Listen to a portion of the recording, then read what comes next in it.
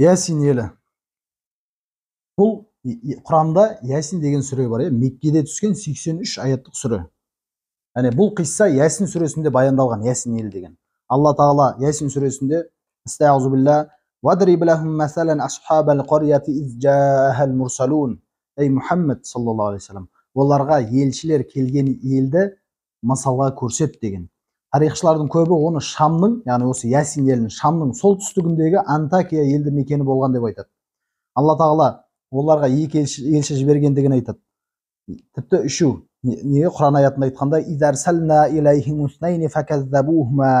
біз оларға екі елші жібердік, сонда олар екеуінде неге жалғанға шығарды деген. Сонда Алла Тағала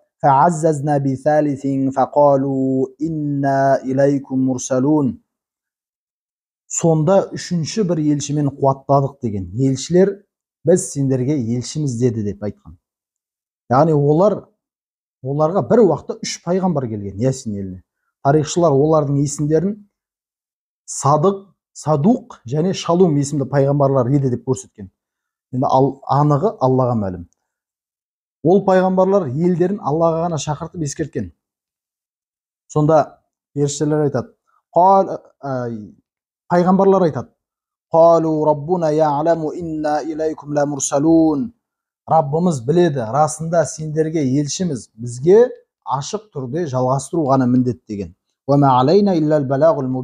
Ашық түрде ғана жалғастыру міндет деген. Бірақ елдері алдыңғы қауымдар сияқты Құранда айтқандай,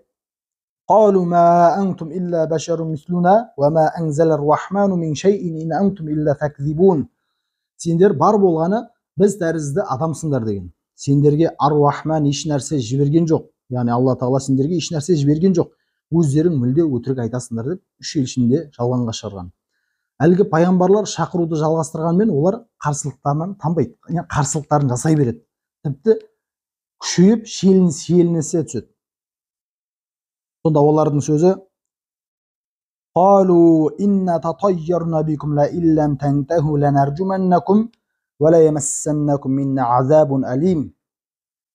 расында сендер себепті сәтсіздікке ұшырадық деген. Егер айтқандарыңнан қайтпасаңдар, әлбетте сендерді таспен атқылаймыз деген елшілерге. Сондай-ақ сөзсіз бізден жан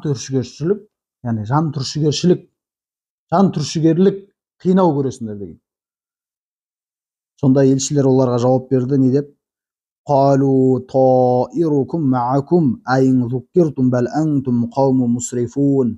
Сәтсіздіктерің өздеріңмен бірге. Берілген үгітті ырым қыласыңдар ма? Олай емес, сендер шектен шыққан елсіңдер деген. Мұнан соң жағдай тіптен ушығып кетеді. Пайғамбарларды бопсалап, ұрып соғу арқылы қинауға дейін жетеді бұл қауым. Сонда бір кісі өз еліне жақындаған азапты сезініп, әлгі қауымға асығып келеді.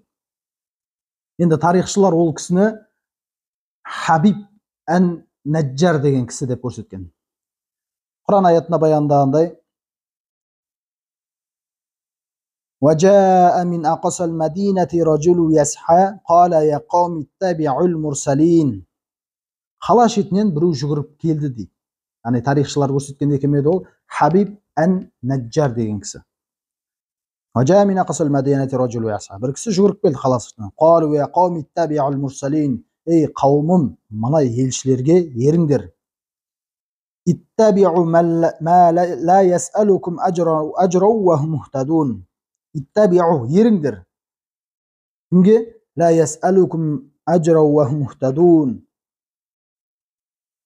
Ақы сұрамайтын кісілерге еріңдер. Олар тура жолда деп айтқан.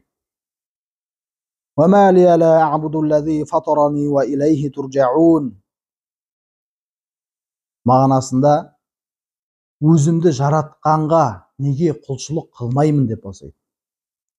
وَمَا لِيَ لَا أَعْبُدُ الَّذِي فَطَرَنِي وَإِلَيْهِ تُرْجَعُونَ أَتَّخِذُ مِنْ دُونِهِ آلِهَةً إِنْ يُرِدْنِي الرَّحْمَنُ بِضُرٍّ لَا تُغْنِ عَنِّي شَفَاعَتُهُمْ شَيْئًا وَلَا يُنْقِذُونَ. Сондай-ақ сендер соған қайтарыласыңдар. Одан өзгені тәңір етіп алайын ба? Қауымнан ой тастап отыр. Одан өзгені тәңір қылып алайын ба? Егер Алла маған зиян келтіргісі келсе, олардың қолдаулары маған ешбір пайда бермейді деген. Және олар мені құтқара да алмайды деген. аттахизу мин дунихи. Бұның мағынасында инни идалла фи далалин мубин.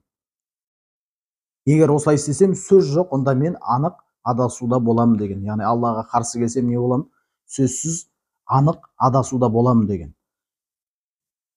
Күдіксіз Раббыларыңа иман келтірдім деген. Не деген? Инни аманту би роббикум фасмаун. Күдіксіз Раббыларыңа иман келтірдім деген әлгі елшілерге.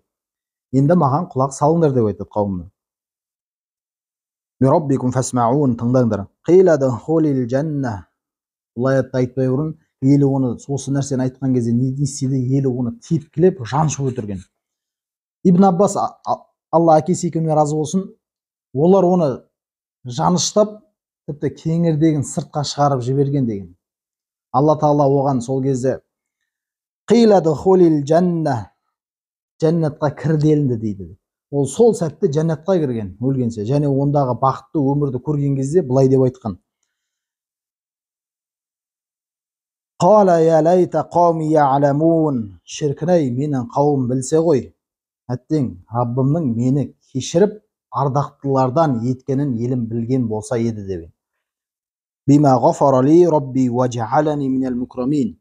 Яғни олар мені Раббымның ардақтылардың қатарына көтеріп мені кешіргенімді шіркін мына қауым білсе ғой деген. Яғни кіршіксіз таза ықыласымен Алла жолында өлген үшін Алла Тағала оның бар күнәларын кешіріп жуған дейді. Сонда Алла Тағаланың әмірімен Жәбірейіл алейхиссалам түсіп, бір ғана дауыспен оларды жер бетінен жоқ етіп жіберген. Кейін оның еліне көктен бір әскер түсірмедік, Құран аятында баяндағандай әскер түсірмедік дейді. Әрі түсіруші де емеспіз. Олар бір ғана дауыс еді дейді. Яғни бір ғана дауыспен Алла Тағала жойған. Сонда олар сөніп жоқ болды деген. Өздеріне келген елшіні ұдайы мазақ қылған құлдарға нендей өкініш деп айтқан. Міне бұл елшілерді жалғанға шығарған тағы бір ел тұрғындарының ғибратқа толы қиссасы. Бұл Ясин елі.